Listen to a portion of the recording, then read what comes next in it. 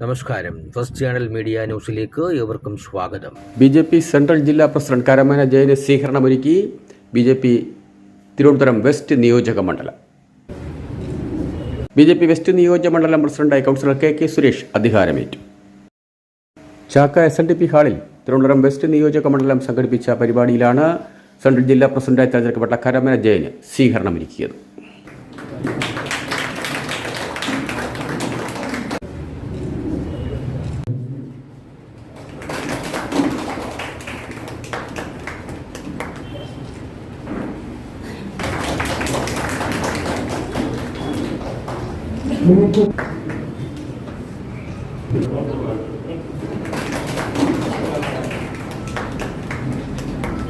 തുടർന്ന് വെസ്റ്റ് മണ്ഡലത്തിൻ്റെ അധ്യക്ഷനായി തെരഞ്ഞെടുക്കപ്പെട്ട കൗൺസിലർ കെ സുരേഷ് അധികാരമേറ്റു. ബി.ജെ.പി. സെൻട്രൽ ജില്ലാ പ്രസിഡന്റ് കരമന ജയൻ ചടങ്ങ് ഉദ്ഘാടനം ചെയ്ത് അധികാരം കൈമാറി.